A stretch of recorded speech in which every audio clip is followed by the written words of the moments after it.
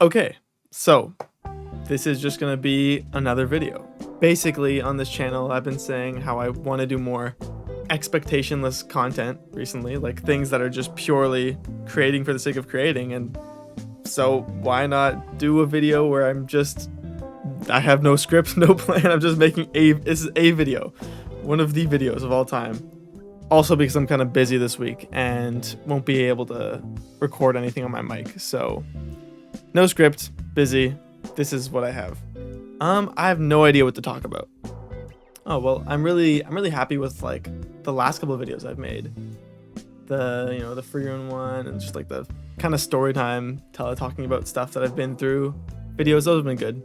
And I almost caught myself at certain points looking too hard about like the YouTube statistics. Like, oh, is this one getting as many views as the other videos I made? But I stopped myself from doing that because, like that's not why I'm doing this stuff. So I am like still proud that I created these things, which is really good. I'm really happy that I can still feel that no matter whether it pops off or not. And like in general, I guess the summer's been good. Some good hangouts. Highlight of the summer so far has definitely been summer movies. And that's what I'm looking forward to the most too. Like so far this year, I've seen Obsession, Backrooms, Project Hail Mary. I saw Supergirl, and then obviously gonna see Spider-Man soon. It's all been good. Like none of the movies I've seen in the theaters have been bad, and I'm so happy for that. Like they've been so chill, so good. Yeah, I guess I could rank them. Wait, hold on. Okay, follow me here. All right, okay. So I think definitely favorite movie was Obsession. That was definitely the favorite one of the summer. Second favorite is probably Project Hail Mary. Okay, and then now it's between Backrooms and Supergirl. Like, what do I personally feel like I enjoyed more? I mean, at least, okay, for Supergirl, I got to rewatch Superman, which is like my favorite movie from last year.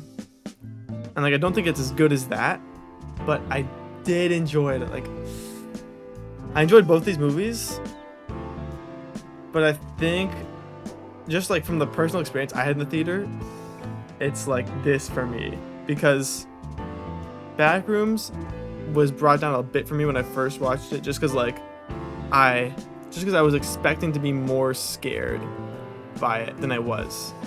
But like both great. And then obviously this is the number one hyped one for me.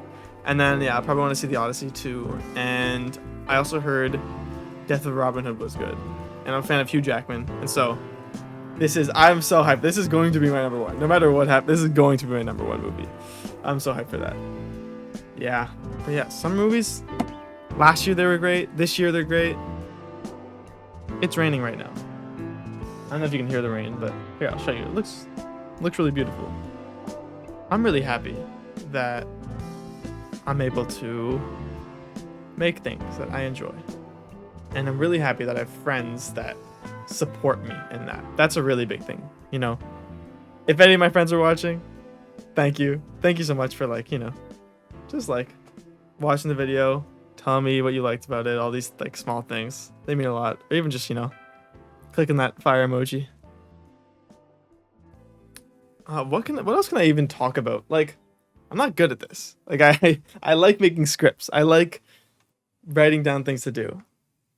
I guess if you happen to see this, then you could probably tell that my brain's not full of YouTube ideas. So if you have any ideas that you think would be fun to make, or you think I could do well, then let me know.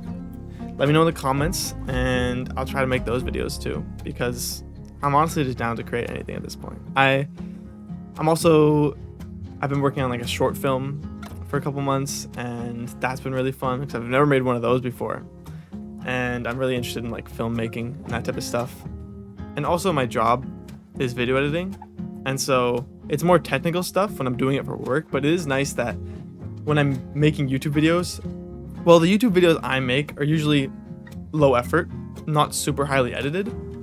However, it helps because when I do my job, I have to force myself to learn new techniques and things that speed up the process. And I get to use a lot of those small shortcuts and hacks from work in my personal content, which kind of speeds it up and makes things easier, which is nice too. That's good. What's one more thing I can talk about? Okay, I opened a random topic generator, and it gave me the prompt of the worst piece of advice I've ever gotten. Because I do talk about good advice I've gotten a lot, but I'm wondering, what would be the worst piece of advice I've ever gotten? Not to like flame anybody I know, but actually, okay, there is something, and it less comes from like one person giving this piece of advice and more of a misunderstood idea of mental health, I guess. Let's see if I can put this in the right words. Basically, a lot of the times when people give advice for an irrational thought that someone has, like let's say you think, what if this person I know hates me? You know, what if I said something to offend them? And there's no real reason to think that. And a lot of the times, if you end up going to other people, they'll kind of push back against it, you know, saying things like, oh, no, logically tell yourself that this wouldn't happen, you know, they wouldn't think that.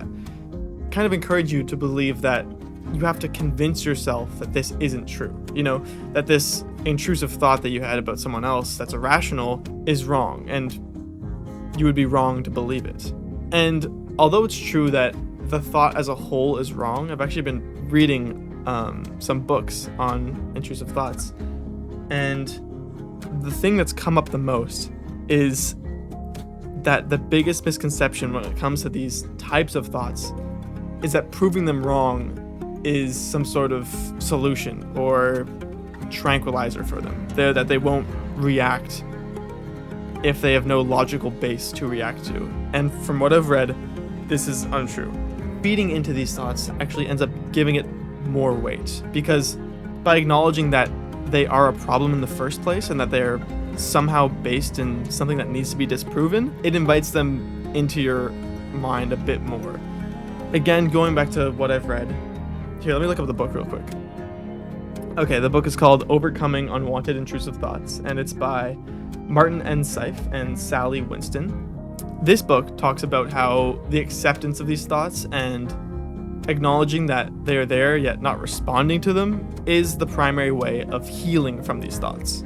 Choosing to logically combat the idea of someone you know being mad at you only invites more dialogue from that worry. So I guess circling back to the worst piece of advice I've ever received is that a lot of times people think, reasonably so, because I think this as well, and I think most people think that, you know, you prove something wrong with logic. But when it comes from your own brain, which doesn't know the difference between real and imagined most of the time, then it gets a bit trickier. And so I think sometimes that advice, while still coming from a good place, isn't always the most helpful. Anyway, I probably missed a lot of things explaining that, but that's why this is just another video. Thank you for watching. Like and subscribe, and catch you on the flip.